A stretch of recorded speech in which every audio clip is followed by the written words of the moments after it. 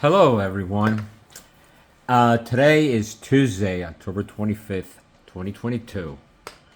And I just finished doing my daily dose of psychoanalytical drawing based on the great genius Carl Gustav Jung, uh, active imagination. And this is basically the drill every day that I try to focus. Concentrate helps to grow the mind, number one. Number two, focus on a dream. I had a really interesting dream, like in the middle of the night, that woke me up. It was a bicycle with a flat tire. And I was like, gee whiz, what the hell does that mean? Then number three, let the unconscious speak. Number four, generate an artifact on paper. And number five, analyze the message and practice. These drawings are what I called, they're literally like what I would call a quantum deformation geometry drawing, where I start with a gestural and I just find a space. And then I think about me, the model, and the subject, the model and the divine feminine, or you can exchange roles. It could be same sex. It doesn't matter. We all have anima and animas. We all have female and male energies. The ideal thing is to balance them out symmetrically so we can find our true self. Once we get to this level of exciting Swiss psychiatrist and psychologist Carl Gustav Jung, once we go through the ego, we break the ego, we go into the collective, the subconscious mind, then we hit the unconscious mind, and here we go. Here's the beautiful, fun anima animas. Anima meaning the female, the animas meaning the male energy. Then we hit the self-portrait. We do shadow work somewhere in there. When we have a broken heart, we break up, or we're upset at the world, we go through a healing process. We get very angry. We do shadow work to be able not to go here, not to go to the mirror, not to go to the ego. We want to smash the ego. We don't want to get stuck in ego, bullheaded, stuck in ego. We don't want to get stuck in ego in the mirror that we become narcissists. We go into denial. Very important not to be in denial, right?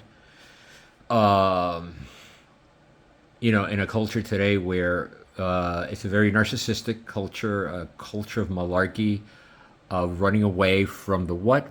A culture that runs away from the shadow. Why? They don't want to see their true self. And all this is fucked up. How imbalanced the energies are with the female and the male and the divine feminine, divine masculine, and all that. Anyway, this drawing is very interesting because in the middle of the night, I'm going through issues that I have with a broken heart, disappointments. I also do psychoanalysis. I've been doing psychoanalysis for 22 years, and I'm very much involved with American psychoanalysis of Karen Horney, which is there's something reflected about Horney, even though she's Freudian, but there's something very reflected about individuation. That is a term by Jungian, where you want to see how you can work things out by analysis, but be able to analyze your emotions, be able to analyze your mind, be able to analyze your reactions, and how those reactions are issues that haven't been resolved, and they're there. And then once you see them, do we magnify them, or do we demagnify them, or do we accept the positive and the negative, and we move forward, which that would be the ideal, right? Do not magnify unnecessary negative energies, or do not magnify unnecessary positive energies. It should be a balance, right? A balance, like a yin and yang, right? It should be a balance. You shouldn't get too overly excited over something that is like, wow, magnify beyond the apex of what it is. It is what it is. Truly enjoy it for what it is. That's key. Number one, that's key. That's number one, is to be able to enjoy. Even when I make a drawing, to be in the moment with a drawing. Really analyze, what am I thinking? Why I'm healing with a situation that I've been able to move on 8 months ago, and I'm doing really well. But you're still healing, and you get angry, and you get pissed, and and that's where the shadow comes in, right? It's fine to get pissed at the shadow level. You can go all out at the shadow level, and that's why it's so important to do shadow work. Because shadow work, right here, shadow work will trigger yourself, the self. Then you can tap into your self-portrait. I'm using the self-portrait as a means to trigger an artifact on paper, also as a symbol, right? Carl Jung, man in a symbol. You want to create a symbol. But after all this is done, like I have a painting there hanging on my wall, which is quantum mechanics. Once it's done, then you could reduce it to what?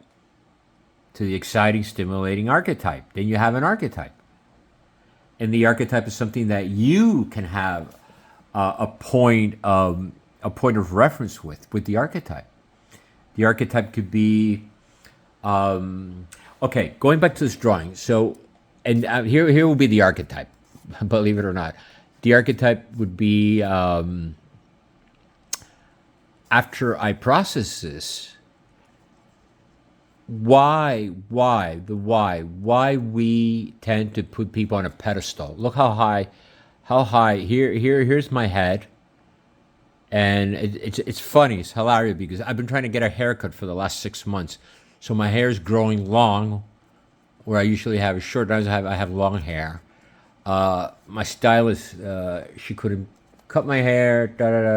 I got busy, so now I have long hair. My hair is up to here now. Okay. Not as long as her hair, but it's getting long. I kind of dig it. Anyway,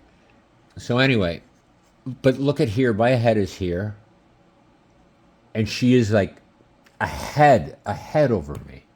It's interesting. She's one and up over me, a head over me. Well, in reality, if you see it from an archetype, the divine feminine, it's normal that the divine feminine will be at a higher hierarchy. She would be the emperor. She would be the queen, right? The queen. She would be sitting on her throne. It's always been like that. It always will be. That's the nature of the divine feminine. That's the nature of the universe. That's the nature of La Pachamama, Mother Nature, El Maná. We are always going to have an attachment here because of El Maná, Mama, La Mama, the mother attachment. Never going to go away. Us guys will always be attached to the divine feminine because we came out of a womb, out of a canal, out of a uterus, into the world, and our world takes a lot of years through work and studying and analyzing to find this here. This is very important, this point here. This is what I call the point of engagement, or in Euclidean mathematics would be the fifth postulate. And the fifth postulate, if this is A, B, and C, D, and E, and F, here will be my postulate. My own postulate will be here, okay? Meaning, not my brother, not my cousin, not my neighbor, not my friend, not her. I own this postulate. But when I surrender, or I don't even know where my point of engagement is, it's subject to be used, to be abused, to be taken away from you. Right? Taken away from you. All your power, all your energy taken away from you. So why do we magnify or demagnify? I don't know if that's a word, magnified or demagnify. I put here 1025 2022 to magnify it or not. Why do we put people on a pedestal? Or vice versa, why do we put ourselves on a pedestal and we diminish the other person? I think these drawings that are very important, that are very psychoanalytical, dynamic drawings, very a la Picasso, gives me the ability on a daily basis to see how I'm calibrating with my own topology and my own metric of space and space-time, and how do I associate myself, the self, with others and others in me. I think that I have learned to the point of engagement. I put here in Spanish el punto de encaje, ojo, and eyes are very important. And in this drawing, I did the gestural quantum drawing, and then I started defining myself. And it doesn't matter if I look like myself, it just looks like the subject, the model that I'm using. Her name is Victoria. Victoria symbolizes a lot of Pachamama, a lot of nurturing mother qualities. Very important. Her energy truly picks me up. She got me when I was